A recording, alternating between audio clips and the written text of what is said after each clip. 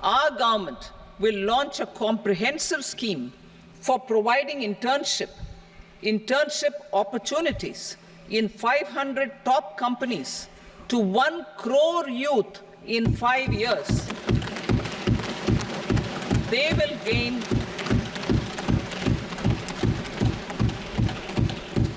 will gain exposure for 12 months to real-life business environment, varied professions, and employment opportunities. Kiran, did you catch the Finance Minister talk about the new internship program in the budget speech? Yes, I did, and in fact, I wish something like this came when we were graduating, which was of course not too long ago. But the Finance Minister did not dwell too much into the details, so why don't we talk a little bit about that? Right, so if you know anyone who's between 21 and 24 years of age who isn't currently employed or engaged in full-time education, you can ask them to watch out for this scheme. It's a 12-month program at one of India's top 500 companies with a stipend of 5,000 rupees per month. But who will be funding this and which companies will be offering the internships? Right, it's the taxpayers and the companies coming together to fund this. 5,000 a month comes to about 60,000 for the whole year. Of this, the government has allocated a budget of 54,000 rupees per person per year, and the company will chip in the remaining 6,000 from its CSR funds. However, whether a company wants to participate or not, it's up to them. Do you think this internship will actually benefit the youth? Well, the government has mandated that the company will have to provide an actual working experience to the interns. But how feasible would this be?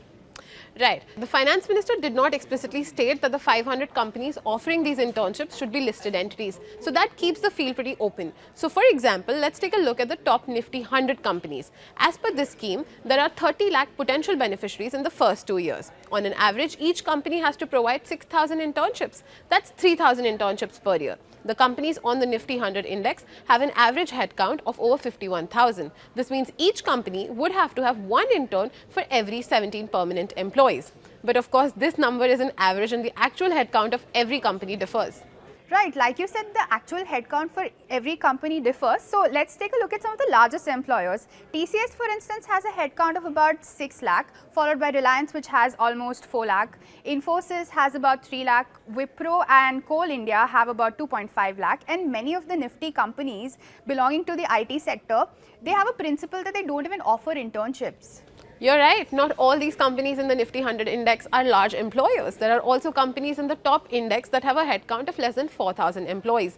Tata Consumer, for example, has only a headcount of about 3,500 employees. Adani Power has a little over 3,000 and REC has just 417 employees. So it may not be practically possible for many companies to hire 3,000 employees or to hire 3,000 interns. But again, these are just assumptions. We will have to wait for the rules of the scheme to be notified.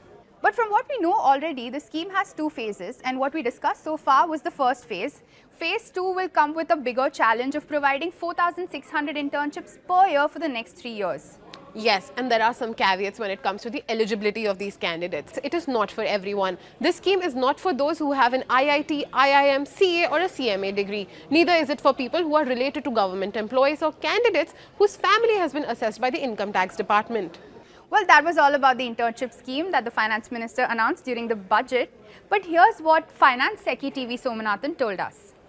If you come to skilling, it is not something which the state government or central government can do. We cannot actually skill these people in the trades and in the occupations that the private sector is engaged in, because we are not engaged in those occupations. If it was a school, all we have to do is recruit a teacher and teach them the alphabet, teach them literature, teach them mathematics. Right. How do you teach somebody to do something which is actually a practical industrial or service sector skill? So the private sector has a unique advantage in this case of being able to skill.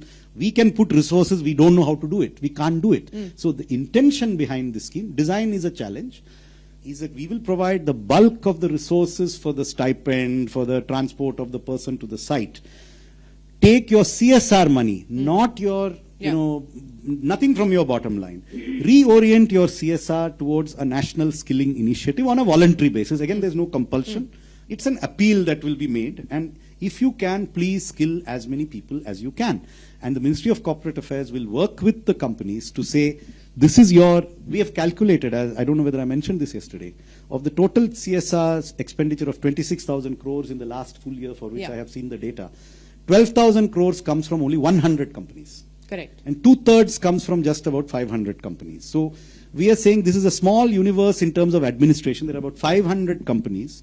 If they can reorient less than half of their CSR towards a skilling program, they can use other institutions, they can use, people in their supply chain backwards, forwards, but provide a qualitative skilling experience to a set of people who ordinarily would not get such an experience in these companies. And we are not looking at the people that the companies, they would recruit themselves, because the list will come from it will be an exogenous list. We want people to come in who wouldn't have that opportunity. All that we request of industry is to make a serious attempt to use that CSR resource to we are not even saying 100% of the CSR. A part of CSR resources dedicated to this national initiative help the country to skill these people. And the numbers, I think, are manageable. We have done some preliminary calculations. There's no connection with the numbers that they employ. That is not relevant. We don't expect them to be absorbed in the company. We expect them to get an internship experience and then go out and seek employment elsewhere.